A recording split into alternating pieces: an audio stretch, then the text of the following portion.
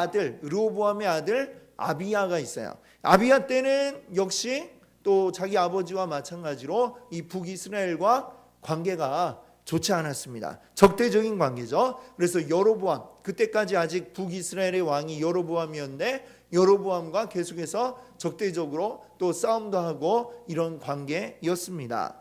아비야의 아들 이제 또 누구로 바뀌었냐면 아사가 이제 왕이 되었습니다. 이때에도 여전히 어떠했느냐면 북이스라엘과는 적대적인 관계에 있었죠. 이때의 북이스라엘의 왕은 누구였느냐? 그때 이제 몇 번 바뀌어가지고 바하사라고 하는 왕이 이제 왕 노릇을 하고 있었고, 그때 이 아사와 또 싸움을 했던 기록이 나와 있습니다.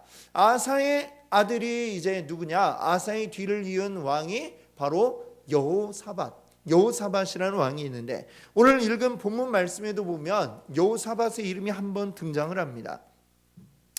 여호사밧은 하나님의 말씀을 잘 따르고 하나님 말씀대로 이 나라를 이끌려고 노력했던 왕으로 기록이 되어 있어요. 역대하에도 보면 여러 장에 걸쳐갖고 여호사밧이 나오죠. 그 이야기는 뭐냐면 역대기 저자가 아주 중요하게 생각을 하고 있다. 예, 그렇죠. 오늘 뭐 별 이렇게 그냥 이렇게 중요하게 여기지 않는 사람들은 당연히 짧게 그냥 이름과 중요한 사건만 얘기하고 넘어가지만, 중요하게 생각하는 사람들이 여러 장에 걸쳐서 이름이 나온단 말이죠. 여호사밧이 그래요. 그런데 이 여호사밧에 대해서 역대기 저자가 평가를 하는 부분에 있어서 안타깝게 여기고 있는 부분이 있습니다. 그건 뭐냐? 바로 북이스라엘 왕인 아합, 그때는 아합이 왕이었어요. 그 아합 왕과 이제 화친을 하게 되는 거죠. 친해졌어요. 친해져가지고 서로 사돈을 맺는 이런 관계까지 되었다라고 하고, 그것 때문에 하나님이 노하셨다라는 이야기가 이제 이 성경에 나오고 있습니다. 지금 그 여호사밧의 아버지 왕 때까지는 북이스라엘과 굉장히 이제 적대적인 관계였다라고 한다면, 여호사밧 때 와서는 굉장히 아주 가까워진 이런 관계가 되었어요. 당연히 이제 그 이후로 또 역시 그 여호사밧 뒤에 왕이 된 거는 그 여호사밧의 아들 여호람이 왕이 됩니다. 그리고 여호람의 아들 아하시야의 이야기가 오늘 말씀에 나오고 있죠. 마찬가지로 여호람 그리고 그 아들 아하시야, 다 이름이 막 비슷비슷해갖고 헷갈리네요. 여호람과 아하시야 역시 그의 아버지 여호사밧처럼 북이스라엘과는 아주 친한 이런 관계를 가지게 됩니다. 자, 그러면 여호사밧은 왜 이때 이 북이스라엘과 친해졌을까? 그 아버지였던 아사 왕 때만 해도 굉장히 적대적이었다가 친하게 바뀐 이유가 뭘까? 이유가 이제 여러 가지가 있겠죠. 여러 가지가 있는데 이렇게 한번 분석을 해볼 수 있을 것 같아요. 먼저 이 적대적인 관계, 초반에는 뭐 진짜 아주 정말 적대적일 수밖에 없겠죠. 르호보암 왕 때, 또 그 다음 아들 왕 때만 해도 그럴 겁니다. 근데 어때요? 시간이 이제 벌써 왕이 여러 차례 바뀌고 벌써 시간이 꽤 흘러간 상태죠. 시간이 많이 흘러가면 어때요? 조금씩 이제 그런 적대적인 감정들도 조금 이제 무뎌지게 됩니다. 그리고 실제로 예전에 싸웠던 사람들이 이제 막 나이가 들어서 세대가 이제 몇 세대 바뀌게 된 가운데 있죠. 그러다 보면 이제 조금씩 어떤 우리가 꼭 이렇게 맨날 싸워야만 되나? 이런 생각이 이제 들게 되겠죠. 여호사밧 왕 때 이제 그렇게 된 겁니다. 그런 이유가 있고, 시간이 흘러서 이제 적대감이 좀 약화된 그런 이유가 있겠고요. 또 하나는 뭐냐면 이제 진리를 추구할 때가 되었다라고 하는 얘기죠. 진리는 뭐예요? 그동안 서로 남과 북이 이제 막 이 맞대고 싸우는데 그 힘을 서로 이제 남과 북을 맞대고 있는 그 싸우는 게 굉장히 많은 에너지를 소모합니다. 우리나라도 그렇잖아요. 남과 북으로 갈라져 있으니까 우리나라 그 군대를 유지해야 되고, 많은 사람이 군대에 이제 가 있어야 되고, 거기에 또 많은 비용이 들어가야 되고, 그렇죠? 군대를 유지하기 위해, 또 무기를 개발하기 위해 많은 돈이 들어갑니다. 그러니까 좀 이렇게 좀 친해지면 좀 이런 비용들이 줄어들고 그러지 않을까. 또 이 북이스라엘만 위협인 게 아니라 어때요?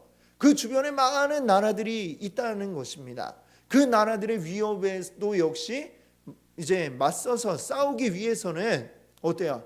전선이 많은 것보다는 하나라도 줄어드는 게 훨씬 이익이다라고 할 수 있겠죠. 훨씬 힘을 모으기도 쉽고. 그러니까 이런 좀 어떤 실질적인 실리적인 이유를 위해서, 그래서 이제는 조금 이제 시간도 지났고 이제 좀 이제 서로 동맹을 맺어서 우리 싸우지 말고 다른 적들과 이제는 싸울 때가 되었다, 이런 생각을 이제 하게 된 것이죠.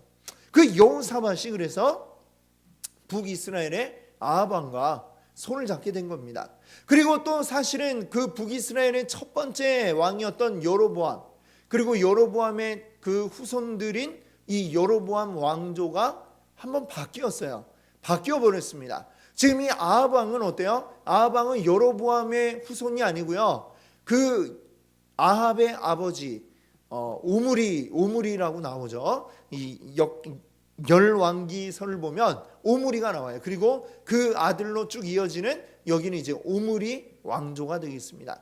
이 왕조도 바뀌었고, 그러니까 그래 옛날에 이 나라를 갈라먹게 만들었던 여로보암의 후손도 아니고 하니까 좀 적대감도 많이 누그러진 그런 면도 있을 겁니다. 그래 가지고 이제 여호사밧은 이제 북이스라엘과 좀 친하게 지내면서 이제 우리 싸우지 말기로 하자 하고, 공동의 어떤 적들, 그 주변에 있는 많은 국가들을 공동으로 우리가 대응하자라는 이런 이제 그런 조약을 체결하게 되는 거죠. 그리고 그것을 위해서 뭘 하는 겁니까? 우리 서로 이렇게 사돈을 맺자 하게 되는 거죠. 그래서 북이스라엘의 아합 왕의 딸인 아달랴가 시집을 오게 되었어요. 그리고 여호사밧 왕의 아들인 여호람과 결혼을 하게 된 것이죠. 자, 인간적으로 볼 때는 참 아주 합리적인 그런 생각을 하여서 여러 가지 좋은 또 효과를 거두어 드리는 것처럼 보이지만, 그러나 이것이 어때요? 이건 어디까지나 그냥 여호사밧이라고 하는 사람의 생각일 뿐이었다라고 하는 것이죠. 그 이유가 뭐냐? 하나님이 그것에 대해서 책망하시고 진노하셨다라고 하는 선지자의 말이 이제 그 여호사밧에게 들려오게 되었던 것입니다. 즉 이 북이스라엘과 평화 협정을 맺을 때에 하나님께 하나도 물어보지도 않고 그냥 여호사밧이 그냥 자기 왕으로서의 어떤 그냥 이 생각만 앞세워 가지고 그렇게 사돈을 맺어 버렸던 것이죠. 근데 그 일이 사실은 여호사밧은 어때요? 이 역대기 저자가 평가할 때에 그거 외에는, 북이스라엘과 친하게 지낸 거 외에는, 사실 뭐 북이스라엘과 왜 친하면 안 될까요? 안 되는 이유가 뭡니까? 네? 하나님을, 네. 그렇죠. 하나님을 섬기지 않으니까. 그 북이스라엘에 대해서 평가하는 열왕기서의 그 평가는 뭐예요? 항상 아합이 아니죠. 그 여로보암의 길로 갔더라라고 얘기하고, 그 여로보암의 길이라는 게 뭐예요? 우상 숭배죠. 하나님을 버리고 우상 숭배했기 때문에. 그리고 그 우상 숭배한 자들과 지금 여호사밧이 그냥 정치적인 이유로 이제 말하자면 연합하게 되었다라고 하는 것입니다. 여호사밧은 아마도 이렇게 생각했을 거예요.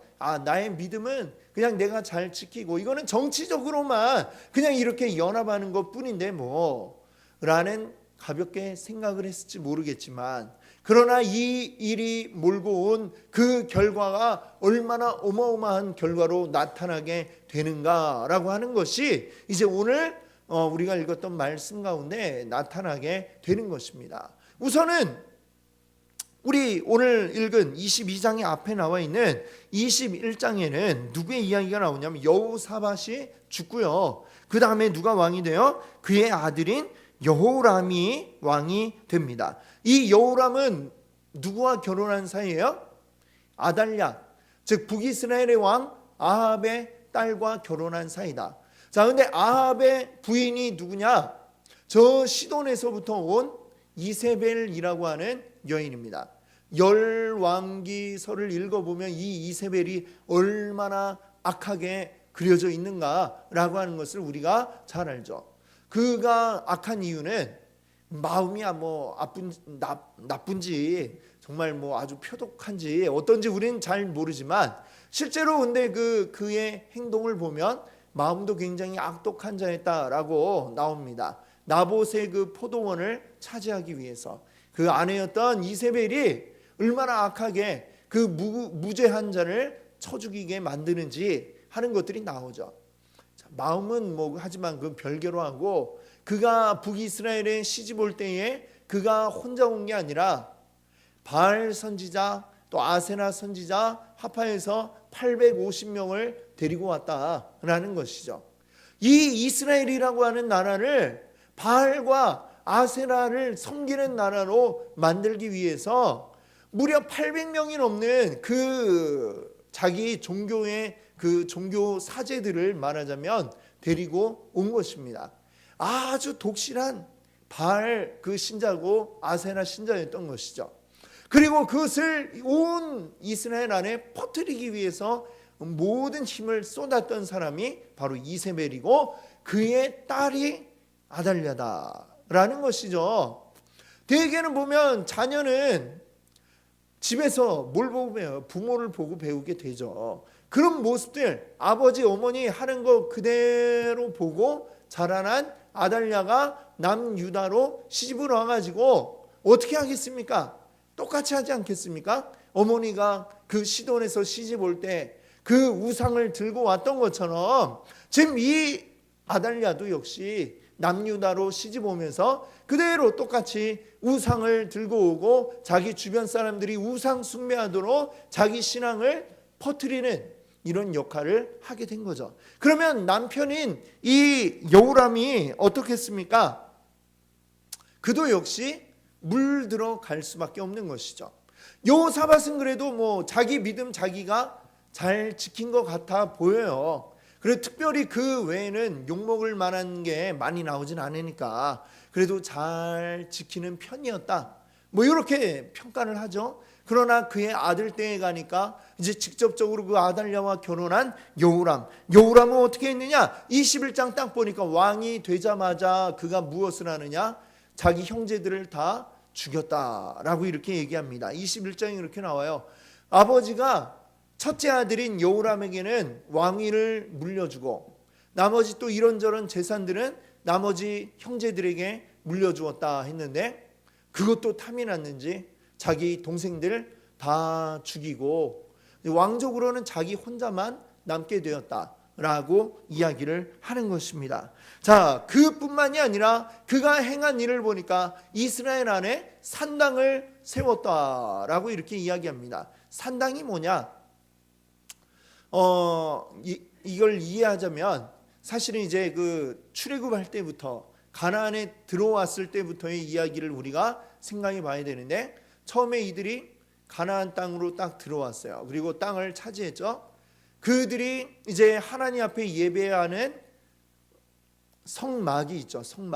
성막이 있는데 성막은 있는 곳은 한 군데죠. 이제 이 가나안에 들어와서 다 흩어져 이제 살게 된다라고 하는 겁니다. 그러니까 그 이전에는 어때요? 그 이전에 모든 이스라엘 백성들이 다 함께 같이 다녔어요. 어딜 가든 다 같이 다니고 그 가운데에 성막이 있어서 거기서 예배를 하면 되었는데 가나안에 들어오니까 이제 다 흩어지고 그리고 이제 성막이 있는 데는 딱 한 군데 있고 멀리 이제 땅을 분배받은 사람들은 성막이 있는 데까지 오려면 시간이 오래 걸리죠. 그러니까 그 자신들이 있는 지역에서 예배할 장소를 찾는데 이 산당은 뭐냐면 그 이전에 이미 가나안 땅에 있던 것들입니다. 그 전에 가나안 사람들이 우상을 숭배하던 장소, 거기가 이제 산당이에요. 그 산당에서 이제 처음에는 우상을 제거하고 우리가 여기서 하나님께 예배하자, 이런 식으로 이제 바뀌게 되는 거죠. 그러나 어때요? 지금 이스라엘 그 역사를 보면 분명히 가나안을 차지하긴 했지만 그 땅 안에 있는 가나안 사람들을 다 몰아내지 못했습니다. 그렇죠? 다윗이 그 빼앗은 예루살렘이라고 부르는 그 땅이 여부스 족속들이 여전히 그곳에 살고 있다가 다윗이 왕이 되었던 그때에야 겨우 그곳을 빼앗아 가지고 차지하게 되었잖아요. 그것처럼 이 이스라엘 가나안 땅 곳곳에는 이미 많은 가나안 사람들이 여전히 살아가고 있는 가운데 있었고, 그러다 보니 많은 영향을 이제 받게 되죠. 그 산당이 있으면 처음에는 우상을 없앴지만 조금 지나니까 그 사람들한테 또 여기 이런 거 갖다 막 갖고 오고 서로 이제 영향 주고받고 하는 가운데 다시금 이제 우상을 섬기게 되는, 하나님도 섬기고 우상도 섬기는 이런 장소가 되어버린 거예요. 그게 바로 산당입니다. 그래서 이 유다의 왕들을 평가할 때에 그가 정말 하나님 말씀대로 잘 했는가 라는 것을 이제 확인할 때에는 그의 업적 가운데 산당을 제거했는가 아닌가, 이런 걸 가지고 이제 그 말하자면 평가하는 잣대가 되는데, 그런데 이 여호람은 산당을 없애기는커녕 뭐 했냐면 자기가 더 많이 만들었다라고 이렇게 이야기하는 거죠. 뭐예요? 우상 숭배를 말하자면 장려했다라고 할 수 있겠죠. 왜? 바로 자기 아내 아달랴가 이 우상 숭배를 아주 그 퍼뜨리기를 즐겨하는 사람이기 때문에 그 영향에 오히려 더 산당들을 많이 세우고 우상을 거기다 갖다 놓고 백성들로 하여금 우상 숭배하게 만드는 그 일들을 이 여호람 왕이 하였다라고 하는 것입니다. 그래서 이 21장 6절을 보면 이 모든 것들의 이유를 뭐라고 설명하고 있냐면 6절을 보세요. 그가 이스라엘 왕들의 길로 행하여 아합의 집과 같이 하였으니, 이는 그 이유는 뭡니까? 아합의 딸이 그의 아내가 되었습니다. 아합의 딸인 아달랴가 이 여호람 왕의 아내가 되었기 때문에 이와 같이 하나님 여호와 하나님이 기뻐하시는 일을 하는 게 아니라 북이스라엘 왕들이 하는 그대로 죄의 길을 가고 있더라, 이렇게 평가를 하게 된 겁니다. 자, 결국에 이 여러 가지 하나님의 진노하신 가운데 결국 이 여호람 왕은 8년밖에 왕이 되고서 8년밖에 더 살지 못하고 병에 걸려서 죽게 됩니다. 자, 그래서 이제 다시 여호람의 아들인 누가 이제 왕이 되느냐면 아하시야가 왕이 됩니다. 근데 이 아하시야는 여호람 왕의 막내 아들이에요. 근데 왜 막내가 아들이 되느냐? 보통은 누가 왕이 됩니까? 장남이 아들이 되죠. 근데 왜 막내가 아들이 되었느냐? 하나님께서 이 여호람 왕에게 노하셔가지고 다른 나라들이 쳐들어올 때에 그들이 이 예루살렘까지 와가지고 왕족들을 막 다 붙잡아다가 다 죽여버린 거예요. 죽여버리고 지금 딱 막내인 아하시야만 빼고는 전부 다 이제 죽여버리게 된 겁니다. 그래서 남아 있는 게 아하시야밖에 없는 거예요. 그래서 그 아하시야가 이제 그 뒤를 이은 왕이 됩니다. 자, 근데 2절을 보면 아하시야가 왕이 될 때 나이가 42세라 그랬는데 이 앞에 이 여호람 왕이 이 어떻게 얘기를 하냐면 20절을 보세요. 역대하 21장 20절, 21장의 마지막 절에 보면 여호람이 32세에 즉위하고 예루살렘에서 8년 동안 다스리다가 그랬다가 이제 죽었다라고 그래요. 그러니까 죽을 때 나이가 몇 살이에요? 40세. 그래갖고 아들이 왕이 됐는데 아들이 42세 왕이 됐다는 게 말이 됩니까? 예, 있을 수 없는 일이죠. 그렇죠? 아버지보다 나이 많은 아들 있을 수가 없죠. 그러니까 이게 열왕기에 보면 이게 42세가 아니고 22세라고 이렇게 나와요.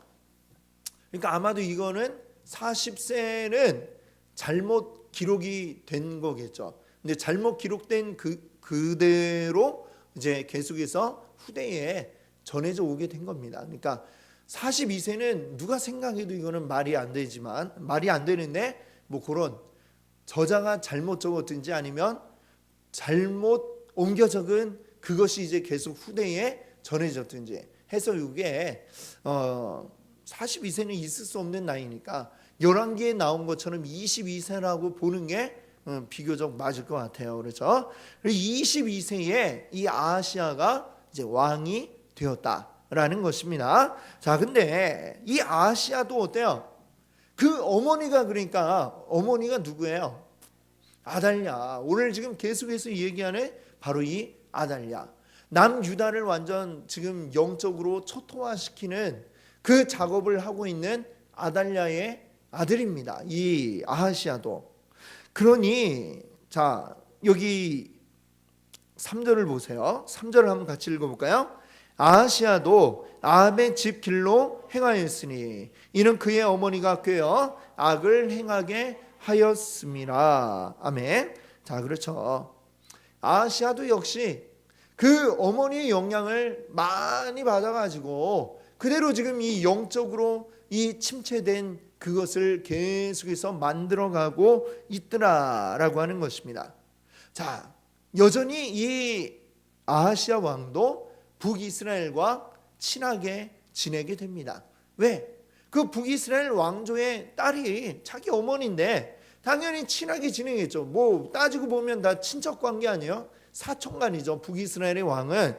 그러니까 이제 북이스라엘의 이때에는 아합이 죽고 그의 아들 요람이 왕입니다. 네. 보면 막 이름들이 또 북이스라엘 왕, 또 남유다의 왕 뭐 비슷하기도 하고 비슷한 시기에 또 막 비슷한 이름들이 나오기도 하고 해서 헷갈리지만 하여튼 지금 이때의 북이스라엘의 왕은 요람이고요. 지금 남왕국의 이제 왕은 아하시아인데 이들이 또 같이 연합해 가지고 또 다른 적들과 맞서 싸우자 이렇게 하게 되는데 그때 이제 간 곳이 어디냐면 바로 길르앗 라못이라고 하는 곳입니다. 이 길르앗 라못은 요단강 동쪽에 위치한 곳이에요. 요단강 동쪽에 있는 지파들이 어디입니까? 르우벤, 그다음에 갓, 므낫세 반 지파 이렇게 순서대로 남쪽에서부터 르우벤, 갓, 므낫세 반 지파가 있고 이쪽에 요단강 동쪽에 이제 도피성이 세 군데가 있고 요단강 서쪽에 도피성이 세 군데가 있는데 동쪽에 있는 도피성 가운데 하나가 뭐냐면 길르앗입니다. 길르앗. 그곳이 근데 지금은 이 다른 나라에 빼앗겨 버린 상태인 거예요. 자, 당연히 이 나라가 처음에 다윗 왕 때는 어때요? 나라가 하나였고 그리고 힘이 세니까 그 주변 나라들을 다 이제 막 이제 누르고 그들로 하여금 조공을 바치게 하고 그러다가 나라가 이제는 둘로 나뉘어졌잖아요. 당연히 힘이 하나였다가 반으로 딱 나뉘니까 힘이 일단 약해지고 그다음에 그렇기 때문에 그 영토를 지킬 수 있는 힘도 역시 줄어들게 되고 그러니까 막 빼앗긴 땅도 나타나게 되는 겁니다. 그러니까 어떻게 하느냐? 이걸 우리가 다시 빼앗자. 연합해서 빼앗자. 이렇게 하게 되는 거야. 근데 이게 지금 길르앗 라못을 빼앗으려고 했던 게 첫 번째가 아니에요. 사실은 그 여호사밧 왕 때에 여호사밧과 아합이 함께 힘을 모아가지고 이 길르앗 라못을 치러 가자 했다가 실패했죠. 예, 그 이야기가 앞에 여호사밧 왕 이야기에 나오는데 그때 실패해서 빼앗지 못했던 이 길르앗 라못 다시 이제 몇 대 후에 지금 이제 다시 그곳을 빼앗자 해서 가게 됩니다.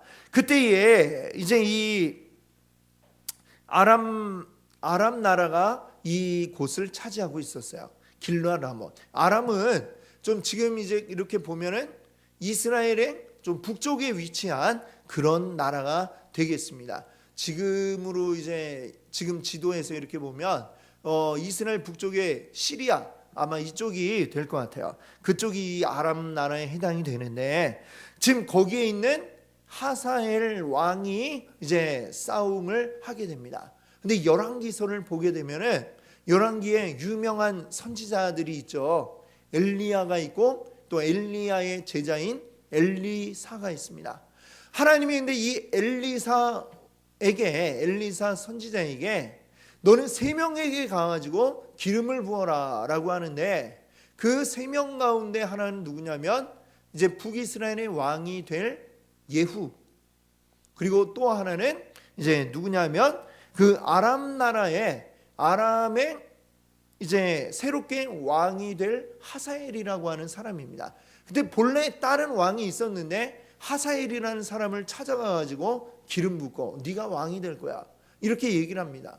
그래서 그 사람이 그 말을 듣고 돌아가가지고 그 원래 왕을 죽이고 이 사람이 아람의 왕이 되었던 거야. 그리고 그 사람과 지금 싸움을 하게 됩니다. 자, 근데 그때에 이제 어떻게 되느냐? 이 같이 막 가서 싸우지만 역시 이기질 못해요. 아람을 이기지 못합니다. 그리고 북이스라엘의 왕인 요람이 부상을 당하게 됩니다. 죽지는 않았는데 부상당해가지고 어떻게 하느냐? 이제 퇴각을 해서 이제 이스르엘이라고 하는 곳으로 돌아오게 됩니다. 이스라엘의 영토 안에 있는 것이죠. 요단강 너머에, 요단강 서쪽에 있는 이스라엘로 와가지고 거기서 이제 치료를 하고 있습니다. 같이 이제 전쟁에 나갔던 이 아하시아 왕이 북이스라엘의 저 왕이 이렇게 치료를 받고 있으니까 또 어떻게 되고 있는가 말하자면 병문안을 가게 되었어요.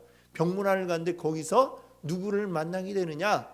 하나님이 엘리사를 통해 기름 부었던 사람 예후, 그 예후가 그곳에 옵니다. 그곳에 와가지고 뭘 하겠어요? 뭘 하겠습니까? 하나님이 네가 왕이 되어야 한다라고 얘기를 했으니까 왕이 되려고 하겠죠. 그러면 뭘 해야 되겠어요? 원래 있는 왕을 죽여야죠. 그렇죠? 그래서 어떻게 되느냐? 예후가 거기에 있던 요람 왕을 죽이죠. 자, 요람 왕만 죽이고 끝나는 게 아니라 함께 거기 병문안 와 있던 남유다의 왕인 여호사밧, 여호사밧이 아니죠. 아하시아, 이 아하시아도 보게 됩니다. 그리고 어떻게 하느냐? 그도 역시 죽이게 되는 것이죠.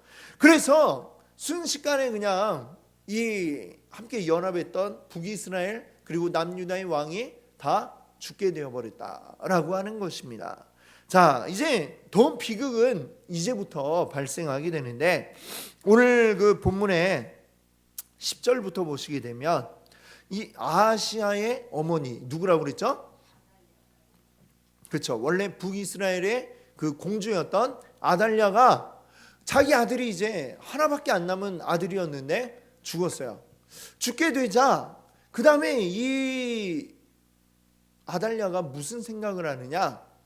아예 내가 왕이 되어야 되겠다 이렇게 생각을 하게 되었습니다.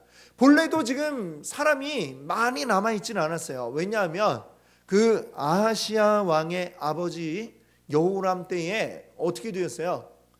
여호람 빼고는 다 죽어버렸잖아요. 여호람이 지금 제가 헷갈리네. 예. 이름이 막 비슷해갖고 헷갈리는데 하여튼 그 형제들 가운데 다 죽고 지금 이 아하시아만 왕이 되었잖아요. 여호람은 자기 형제들을 다 죽였고, 그렇죠? 그리고 이제 이 여호람이 낳은 아들들 중에는 또 다 죽고 아하시아만 남았었는데 이 아하시아도 죽어버렸어요. 그럼 이제 그 다음에는 누가 왕이 되어야 되겠어요?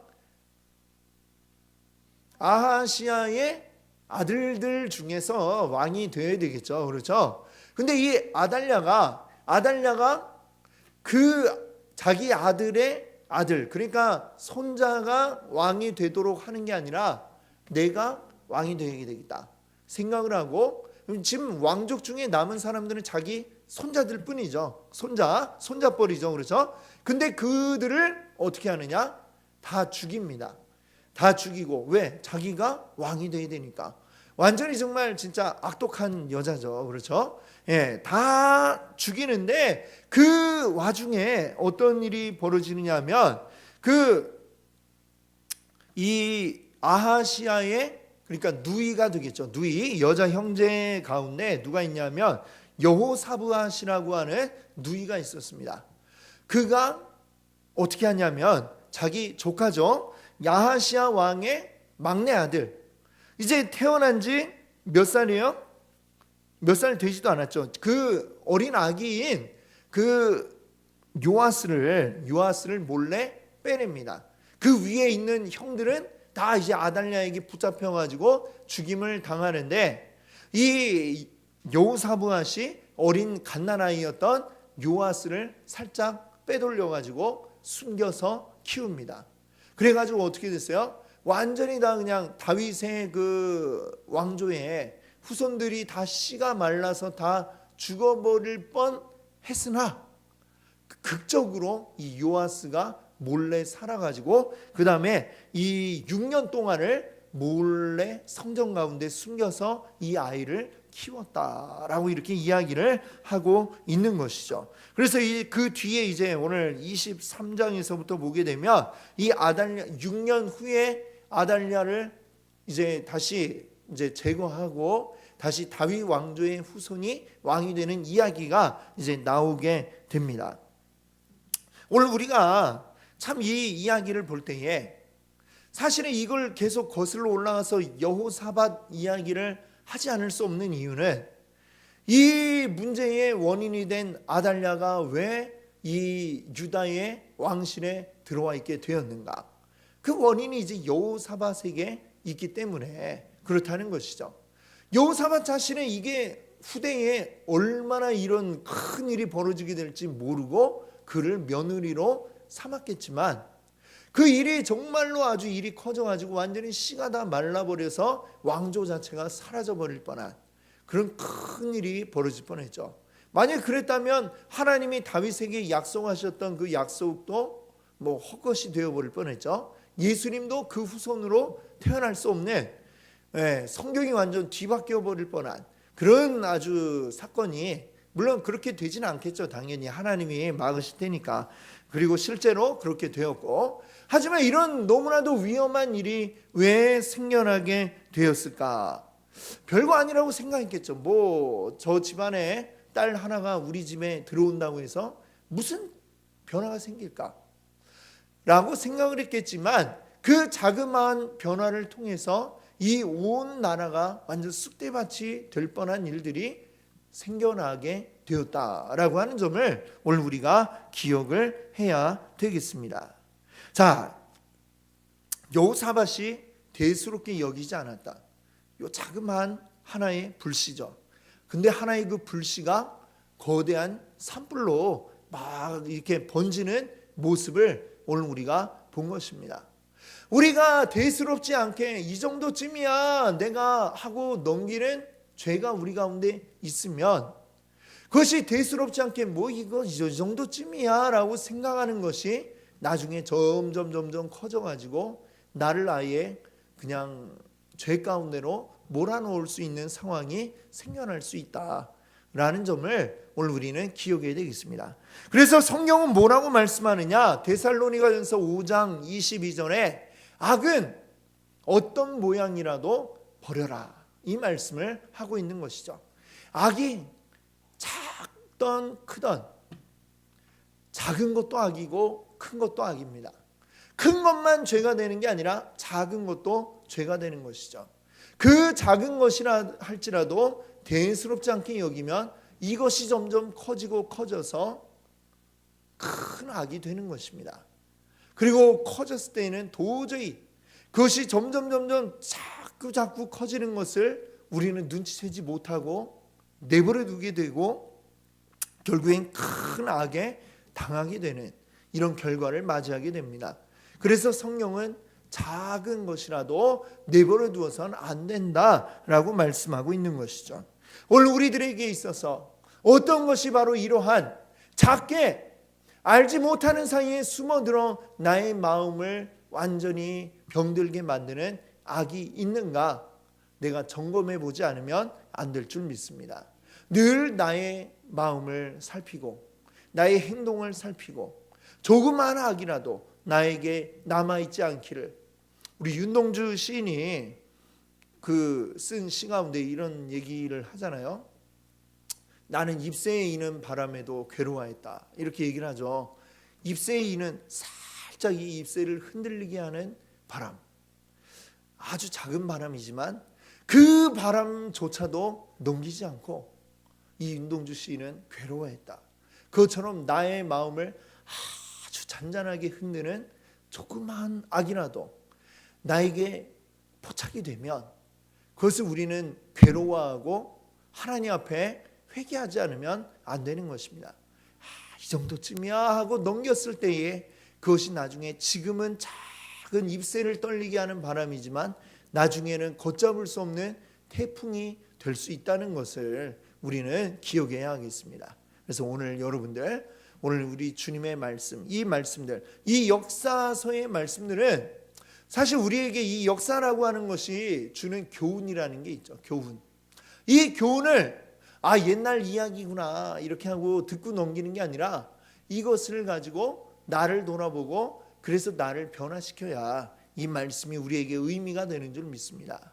이 왕들이 왜 이런 일들을 하였을까?